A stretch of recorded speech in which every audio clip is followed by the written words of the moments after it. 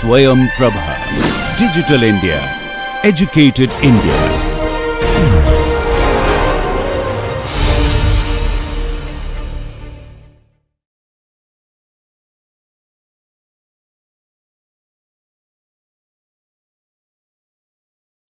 Welcome back to this session. By now you must have realized that you can survive program analysis, so you should feel happy. And now that you have survived first session, let us take a dip into the second session, where we are now going to talk about more concrete things. We are going to talk about more formal things. They may be less intuitive, but they are more systematic and they are limited in the scope. In the first session we looked at the intuitions, we tried to set up a vocabulary on the basis of which we can talk about the formal stuff. So, we are going to look at what we call as the bit vector data flow frameworks. This is the simplest class of program analysis frameworks that one can use, but it is a powerful class, can do lots of things. So, these are the analyses that make the first set of optimizations possible. We saw in the morning as a motivating example two kinds of optimizations. We began by looking at the classical optimizations of copy propagation, dead code elimination, common sub expression elimination. So, these optimizations are made possible by bit vector data flow frameworks.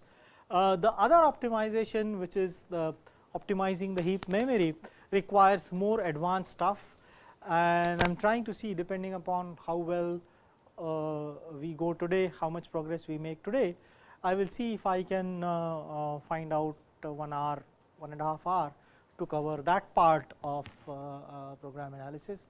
That would be fun, because that is real state of art data flow analysis, but I am not sure whether I will be able to cover that. One of the reasons why I am not very sure that I will be able to cover that is that there is one more topic which I definitely want to cover no matter what, and I would like to speak on what is research. So, I would like to describe my own journey in research. I would like to describe how we do research, why do we do research, what is it that when I make a statement like I have been working in pointer analysis for 10 years, there are two ways of looking at it. One way of looking at it is, oh, this guy is so stupid, in 10 years he has not been able to do anything. That is one way of looking at it. The other way of looking at it could be more charitable, that maybe there is something that is deep enough, but a bigger question is, why is it that I would like to continue for 10 years, 15 years on some problems.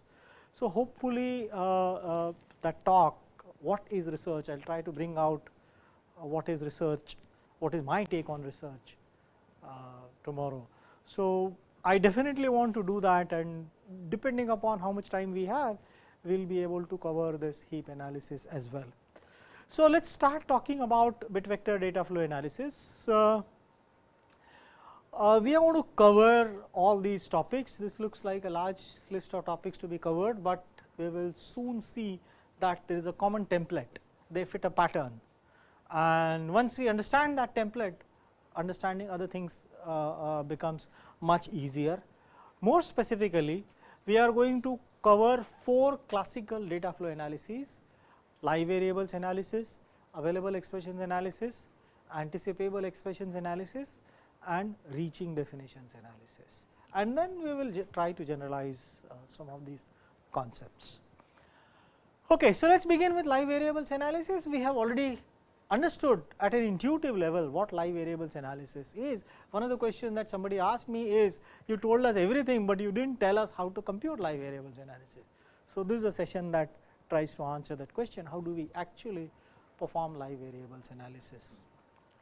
So, so we have to formally define live variables analysis, we have to give a succinct and precise definition of what makes a variable live. So, here is that definition.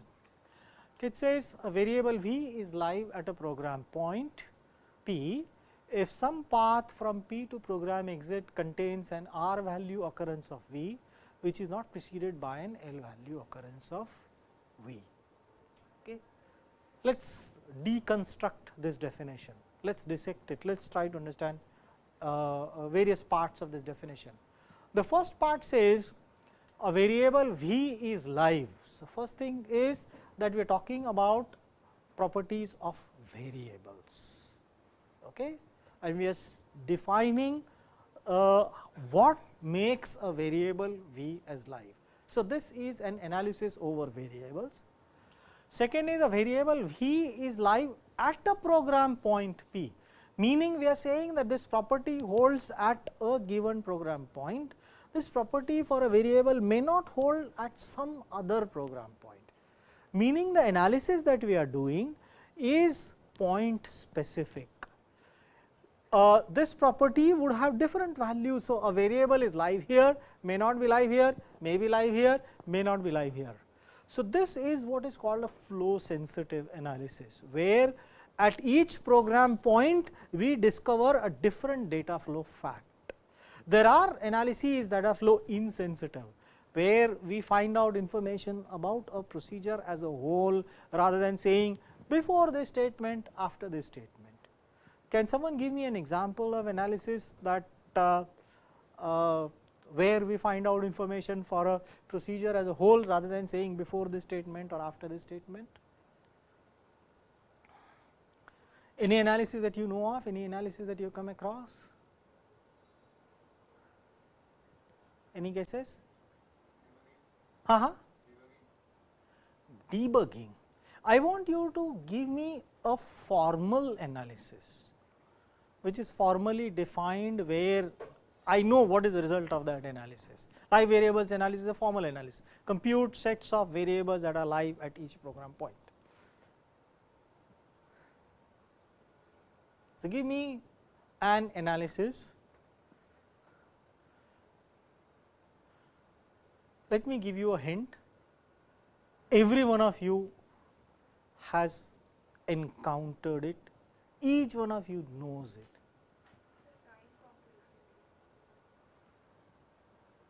Time complexity. Okay. I am talking about program analysis, for which there is a systematic algorithm. There is no algorithm for computing time complexity of a given program, that is a manual process.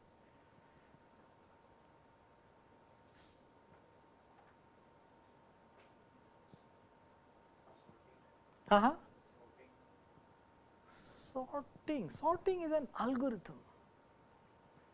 Sorting does not compute information. The question is, can you name an analysis that computes? So, here we have seen liveness analysis.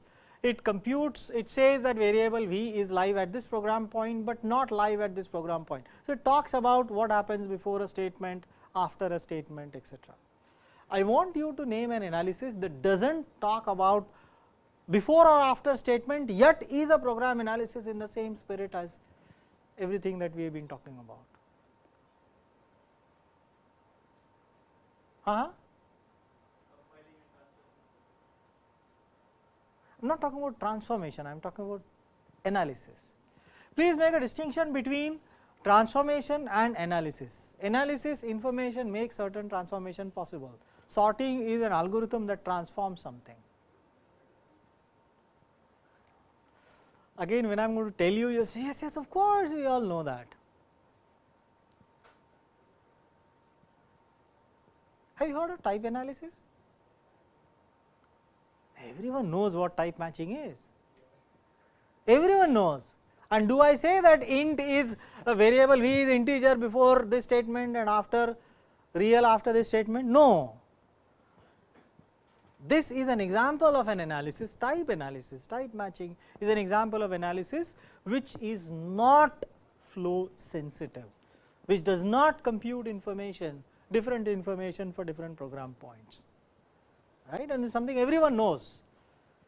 Of course, when you get into languages like Perl or Python or awk, type analysis can be flow sensitive. You could have a variable which is string here and then integer here and then something else. right, but in languages like C, C++ or functional languages, typed functional languages, type is fixed throughout a procedure, right. So, we are saying that we are analyzing for a variable and this is a flow sensitive analysis. We compute property at a given program point and we say that at a program point P this variable is live if now there is additional condition, and the additional condition says if some path from P to program exit. So, two things: A, we are saying variable V is live here and I will say it depends on examining paths that start at this and go towards the exit of the program. So, liveness analysis examines the path that start the program point where we want to determine liveness. So, we are talking about paths from P to exit. So, that is one aspect of it. Second aspect of it is we are not insisting that this property must hold for every path from P to exit. If we say if it holds for some path from P to exit, that is good enough. If it does not hold along some other path, we do not care. So long as we are able to find one path along which the variable is used and we are saying what happens along that path. So long as we find one path that satisfies our condition, it is good enough. So, A, we are talking about the nature of paths from P to exit. B, we are talking about some paths versus all paths or every path, and now we want some condition to be satisfied by this one path. And what is that condition? The condition is that this path should contain an R value occurrence of V which is not preceded by an L value occurrence of V. L value occurrence of V is when we use the address, we use the location of the variable and put some value. So, whenever we are overwriting, whenever we are defining, we call that an L value occurrence. This typically appears on left hand side. R value occurrence is something that appears on right hand side where we are reading. So, R value deals with reading, L value deals with defining. So, whenever we have an R value occurrence of V which is not preceded by an L value occurrence of V, then we say V is live. So, for example, here we have this program point P, we will examine the path starting from P going up to the end. So, what is your guess? Is the variable V live here? It is live? Yes. What about the second path? Is variable V live here?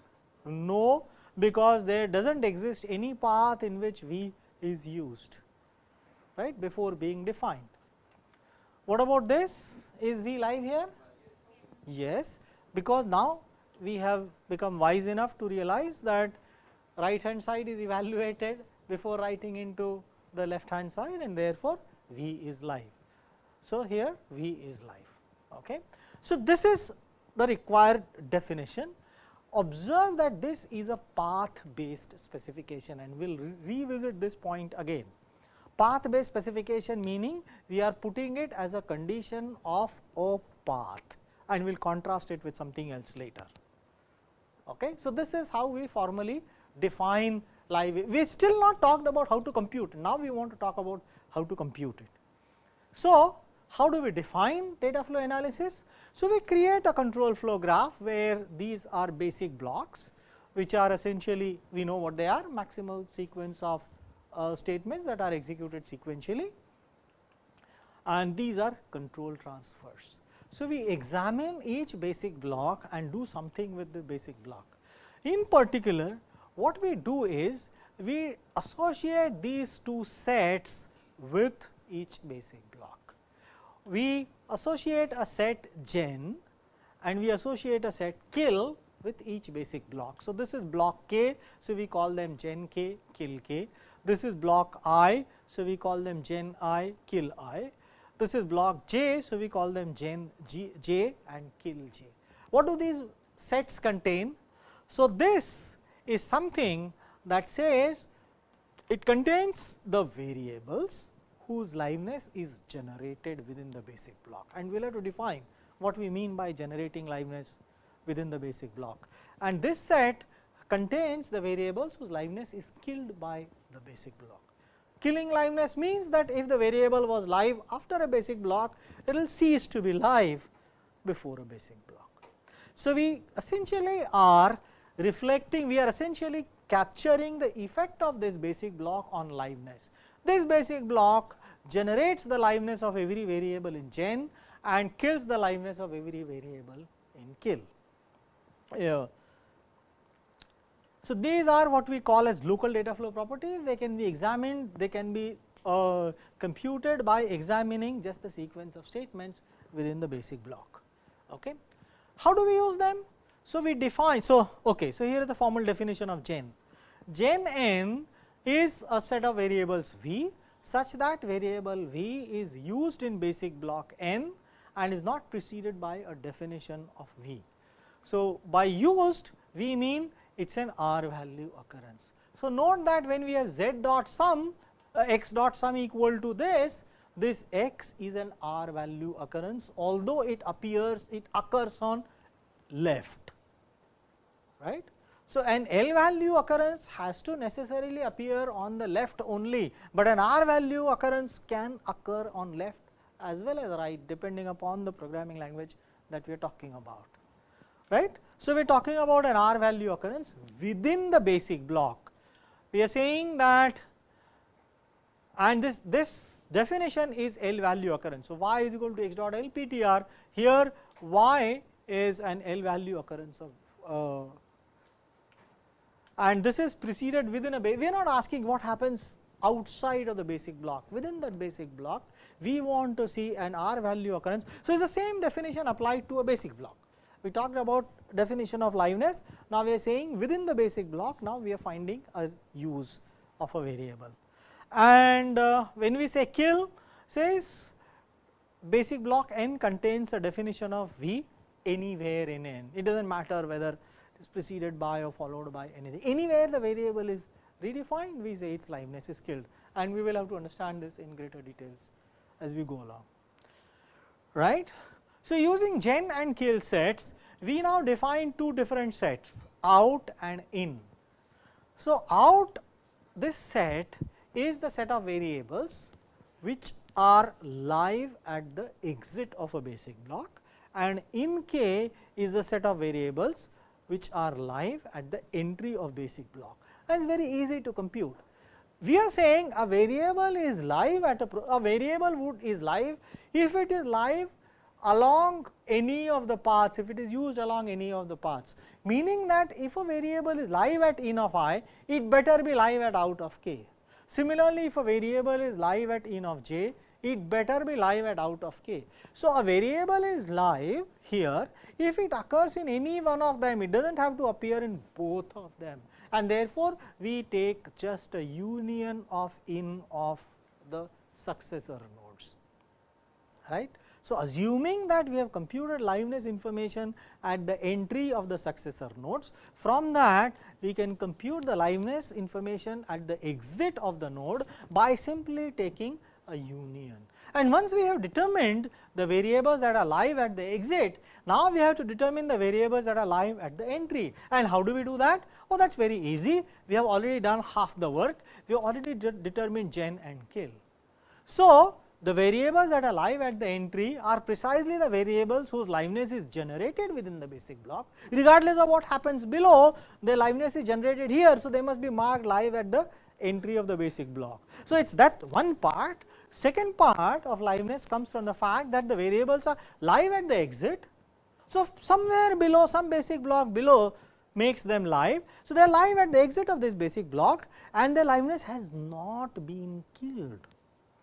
So, they will continue to be live at the entry. So, from the variables that are live at the exit, please remove all the variables whose liveness is killed, and what we get is the set of live variables which are live at the entry of the basic block, and that is it. That is all that is there to this. So, we have these as global data flow properties. Okay. Remember that this is an edge based specification.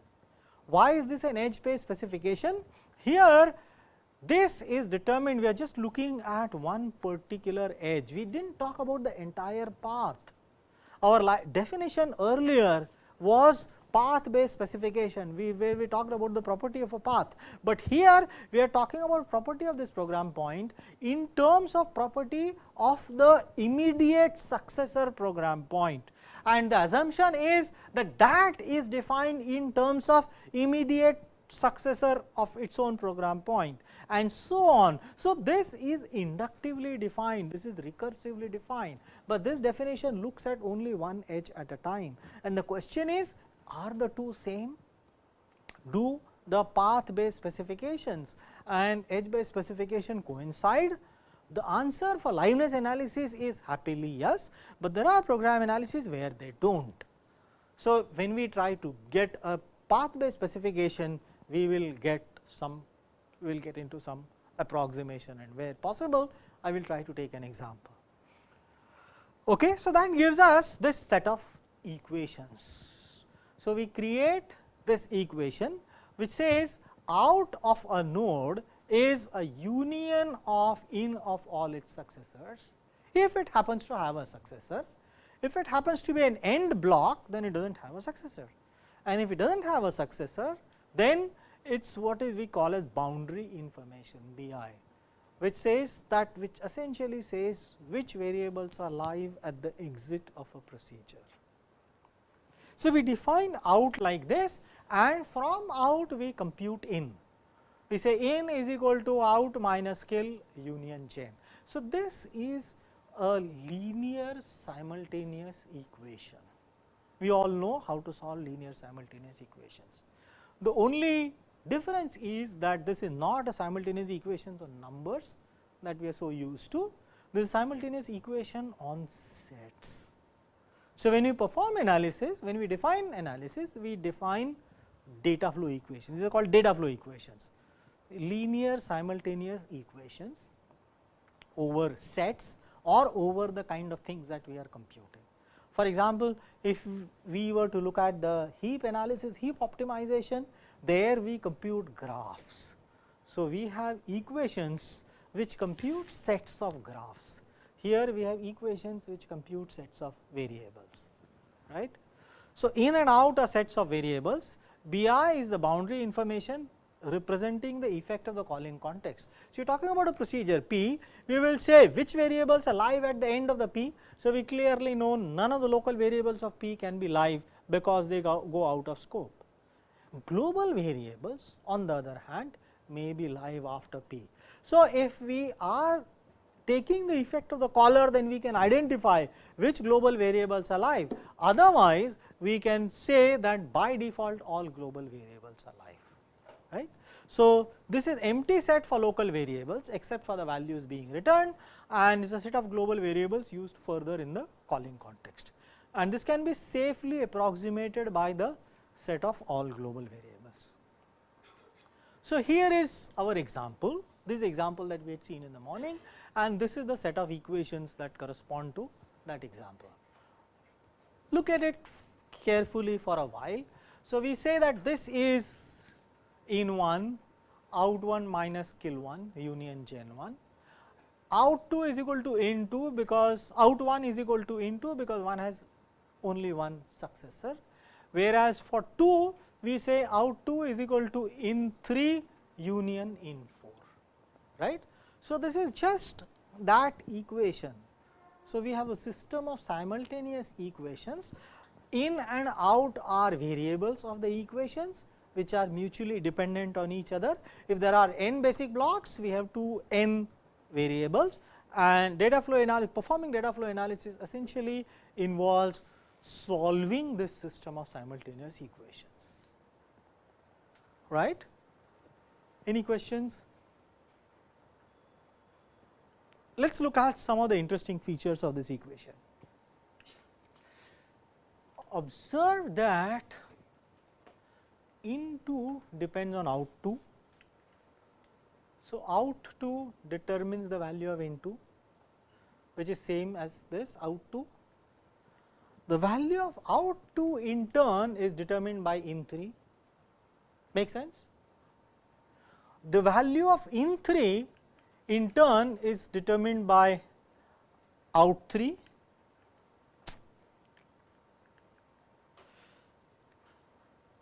this is determined by out 3. Out 3 in turn is determined by in 2, okay, which means that in 2 depends on itself. There is actually a cyclic dependence in the presence of loops, right. We would expect that in a system of simultaneous equations. The value of a variable depends on itself. We have to have a way of solving this equation. Okay. So, a simplest way is to assume a suitable initial value and refine it. We will look at all the other details later, but is the concept of equations, simultaneous equations, data flow equations clear?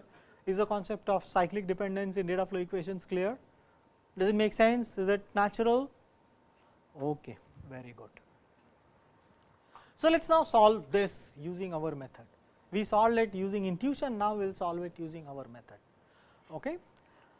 What typically we do is, we start with a conservative value, and in this case the conservative value initialization happens to be, okay. So, gen and kill sets need not be mutually exclusive, we have seen it. So, here value of y is killed, liveness of y is killed, but liveness of y is generated, right, and z is an R value occurrence. So, we initialize it, we initialize all these sets to empty sets, and then we perform our computation. So, we begin with this out does not change, it is fixed to empty set. Now, we know that gen is x y z, kill is empty set, meaning at the entry we expect x y z to be live. Therefore, x y z would be live here, from which we will remove y, but because y's liveness is generated, we will add y to it once again. So, we will have x y z as live here, from which liveness of z will be killed here, we will have just x and y as live here. So, in the first iteration we get this as the data flow values. So, we have x y z as live. So, please stare at it for a minute and make sure that you are able to mentally compute it using the equations. So, all we have to do is to compute out as a union of in of the successors and compute in by removing kill and by adding gen. So, does it make sense? Do these values make sense? Simple equation, simple computation. This is what I meant in the morning when we say let us assume for simplicity why this is empty set. We still have not explained why this empty set is alright, but we will explain it shortly, but let us for the time being proceed with this assumption. Okay. Now, the point is, do we know this is the final solution? So, the answer is we do not.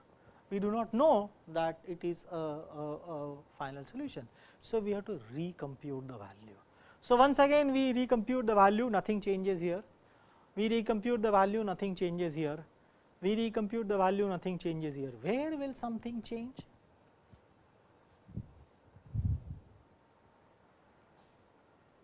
Any guesses? Will anything change anywhere? Take a minute to understand it. Which node are you talking about? Which basic block? Are you talking about this? So, Z is live here. So, we recompute. So, when we recompute, gen and kill do not change, gen and kill remain same. So, this value also does not change. So, where will something change?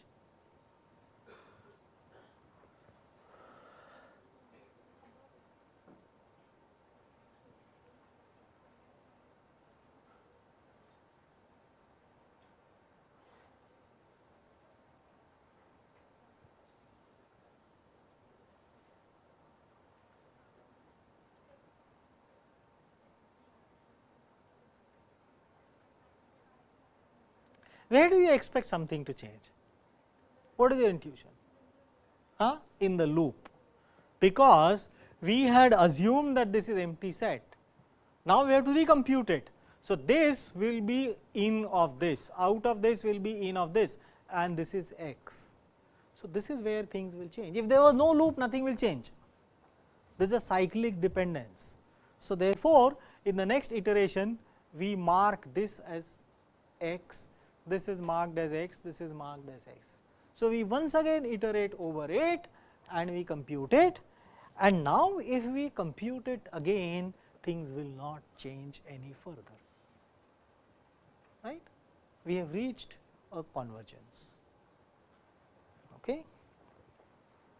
So, we can also compute, we can also combine these statements in a basic block, all of them together, and write like this, and yet things remain the same, they do not matter. Okay. So, let us examine the role of gen and kill, and there are many questions that need to be answered. How do we know it will converge, how do you know it will terminate, etc., etc., etc. So, but we will answer those questions. So, what we are trying to say is gen is something which says there is a use not preceded by a definition, and kill n says there is a definition anywhere in a block. Okay. So, the idea is that this is an upwards exposed use, it is exposed upwards, it is not preceded by a definition, whereas this essentially says stop the effect from being propagated across a basic block. That is what it says. Maybe I will leave this slide, you can work out these examples later, there is an explanation, just work out each one of them later. Okay. So, using data flow information of live variables analysis, so it can be used for register allocation. If a variable x is live in basic block B, it is a potential candidate for register allocation. If it is not live, why do we keep it in registers, right? We would like to keep only those variables in registers whose values are required, so that their subsequent use can be made faster. The other is dead code elimination. If a variable x is not live after assignment statement x equal to something, then the assignment is redundant and can be deleted as dead code, right. So, here is a tutorial problem that I would like you to do. Please perform liveness analysis on this graph. Let us do it right away.